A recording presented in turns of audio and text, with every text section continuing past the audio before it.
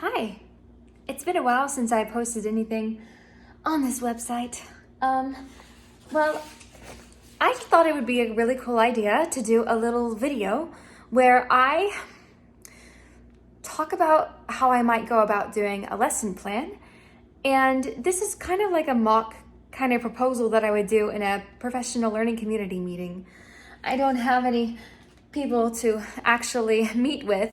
So I was thinking, let's just start with a bare minimum. Am I right? I mean, we got all these documents that we got to fit in one class period. And it might just be better to start off very simple. It might be boring a little bit, but that's how we have to feel around the boring to get to the, meat of how they're going to learn this. I'm not really sure how the transition is going to run in this class period, but this is what we have. This is the material that we have to use, or I'm sure we could be flexible on it, but this is, as far as I know, this is what I have to put in. Each student is given like 6 documents, and along with 6 documents, they are given the questions for each document, maybe like 3 to 5 questions per document. So we're keeping the same objective for the whole unit, and that is, first learning objective is, what are the key people, places, and events that help the U.S. expand? And the second one is, analyze the factors that affected territorial expansion and perspectives of people. And why is that important? We're understanding the decisions of the past and how they impacted the United States. Now, before this lesson plan I'm doing, the previous day, they learned about 2 perspectives of both the white settlers, Andrew Jackson, and the Native Americans' point of view. And they had to compare and contrast them, as well as analyze artifacts from the chapter that they're reading in their book right now on westward expansion. And as soon as I can get this cat off of my computer, I can start my script. Get out of here. As I said, it starts off really kind of plain, boring, going over the documents like just as it is. But I'm going to try this out and see if maybe I can get some ideas, later on through it. In document 1, we're focusing on the Native Americans who are in the Southeast. So let's look at our records. Take a look at this map on document 1. What tribes do you see in this area? So we got 5 tribes here: the Cherokee, the Chickasaw, the Choctaw, the Creek, and the Seminole. Since the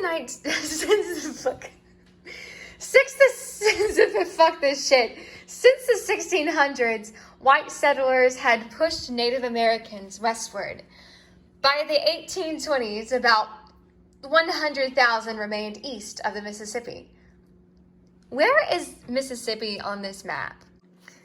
Ah, yes. And it said to avoid conflict, the Native Americans assimilated many aspects of white culture. What do you think they did to become more like the white settlers? And I guess I would ask them that and expect answers from them.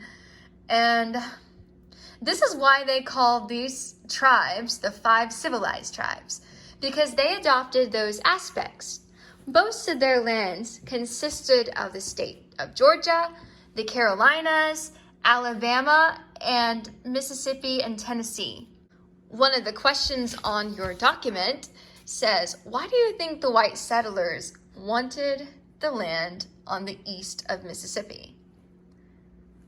I would select a person to respond, and I probably have to work on getting the answer to that myself, because I don't know. We would answer the question 2 together, even though it's discussed in document 2, so I don't know why it's put there. And then number 3, I would probably have 2 students argue why they think Native Americans wanted to leave. Or maybe I might have them all argue with each other in their group. Yeah. They would answer this as a group, I guess, since they're all in tables. All 5 were considered civilized, but one more so than any, called the Cherokee, adopted customs like the clothes that they wore. What kind of clothes do you think they wore before the white settlers? And then I guess I would have them answer that and then like show them images, and I don't know, we would discuss the clothes a little bit more. And then I would go on saying, Cherokees owned prosperous farms and cattle ranches, and some even had slaves. They developed their own written language and published a newspaper. Some of their children attended missionary religious schools. In 1827, the Cherokee wrote a constitution based on the U.S. Constitution and founded the Cherokee Nation. Now look at your Document 2 section. Would you consider from this information that the Cherokee Nation is civilized? Why or why not? And then I'd get, some answers. And then, one of the brilliant Cherokee named Sequoia tried for 12 years to find a way to teach the Cherokees to talk on paper like the white man. So look at your paper. It says, why did this man invent a similar writing system?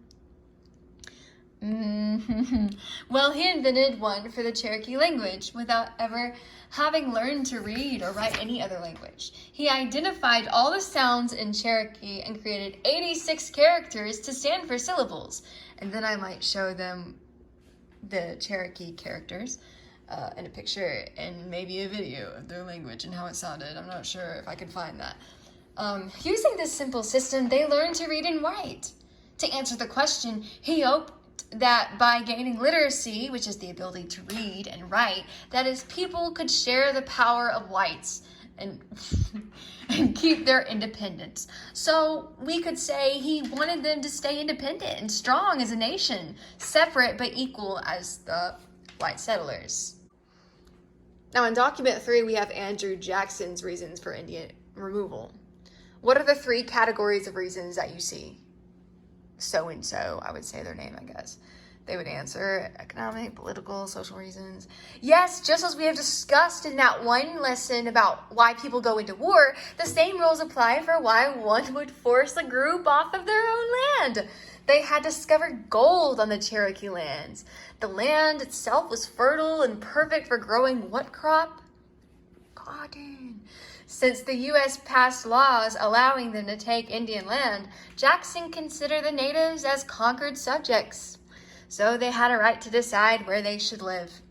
Take a look at your document on question 7. Do you agree with Jackson? Does the government have the right to decide where Indians lived or not?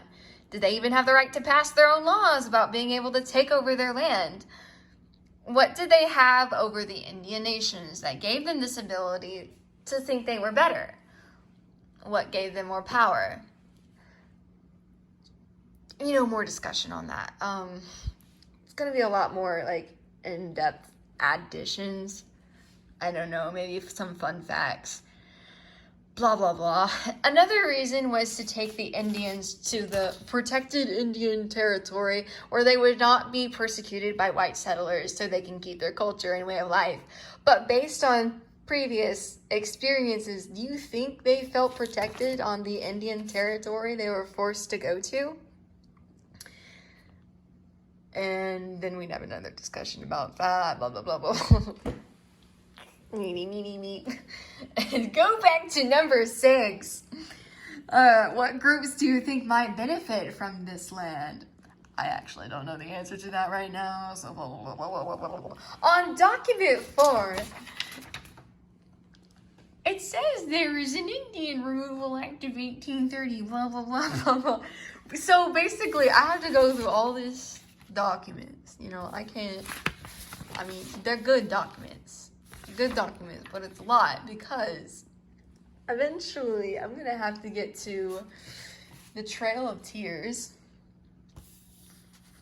and this is already a heavy subject, the fucking Trail of Tears. So we start going into this, and then I have to tell them about the activity that they're gonna do, which is a science activity.